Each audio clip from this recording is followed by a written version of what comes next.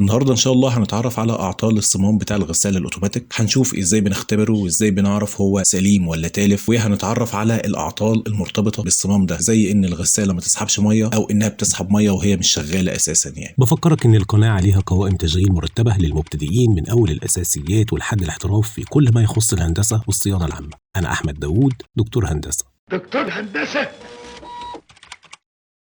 الغسالة اللي معانا دي فيها عطل، وهي ان هي بتشتغل عادي وبتسحب ميه عادي، ولكن في نص البرنامج بلاقيها وقفت. يعني المفروض في المرحله الثانيه من الغسيل بتسحب ميه، ما بتسحبش بقى، وبتطلع لي ايرور على الشاشه A02. ده معناه انه في عطل في الصمام. فهنبتدي نروح للصمام كده ونغيره. ادي الصمام اهو. الصمام اللي عندنا ده صمام دبل، او زي ما بيقولوا عليه بروحين بمخرجين ميه. يعني ببتدي افك الكابلين اللي رايحين للمخرج الاولاني، طرفين كهرباء 220 فولت رايحين للمخرج الاولاني.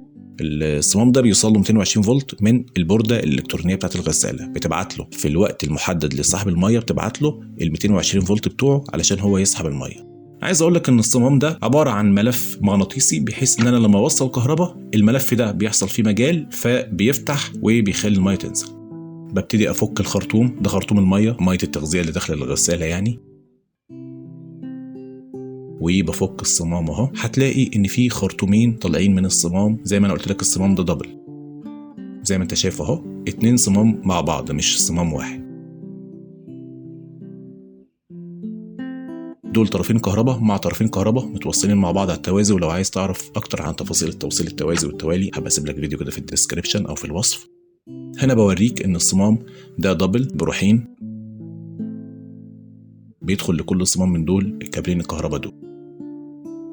يلا بينا بقى نبتدي نختبر الصمام بتاعنا ونشوف هو سليم ولا تالف. معانا كابل عادي، وادي الصمام وخرطوم تغذية. هبتدي اوصل مية في الصمام وهبتدي افتح المية بقى. عايز اقول لك ان الصمام ده فيه نوعين من العطل، يا اما بيسحب ميه على الفاضي والغساله مش شغاله، يا اما العطل التاني انه ما بيسحبش ميه اصلا. واللي معانا هنا ان هو ما بيسحبش ميه، بنلاقيه ان هو سحب ميه مره والمره التانيه ما سحبش الميه، وده معناه ان في صمام من دول سليم وفي صمام تالف. وهنتاكد من كده بالاختبار اللي هنعمله للصمام ده دلوقتي. هوصل كابل الكهرباء في الصمام. انا كده بوصل في الصمام الاولاني طرفين الكهرباء بتوعه. انا هنا فتحت الميه، يعني في ميه في الخرطوم ده، ولكن الصمام اهو ما بينزلش ميه معانا، يبقى هو ما فيهوش عطل ان هو بيسحب ميه على الفاضي. زي ما انت شايف انا وصلت كهرباء، الميه نزلت. هعمل الموضوع تاني، هتلاقي الميه نازله بشده، يبقى الصمام ده سليم. هبتدي انقل الكهرباء على الصمام التاني.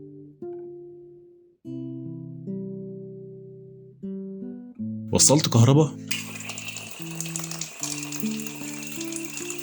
لقيت ان الميه نازله ضعيفه. هو في عطل ان هو ما بيسحبش ميه وقت ما بحتاج ان انا اجيب منه ميه.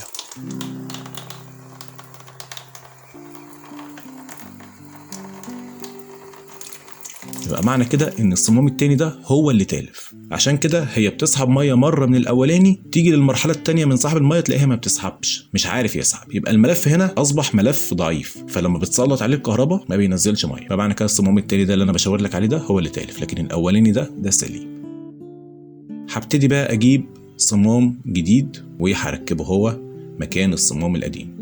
بركبه وتركيبه مفيش اسهل من كده. يعني هبقى اسيب لك فيديو برضو بتكلم فيه عن مكونات الغسالة الاوتوماتيك، فيديو للمبتدئين تماما. يعني هتكلم فيه عن الصمام والميزان والحلة والباب وكل حاجة، يعني فيديو عام كده للغسالة الاوتوماتيك.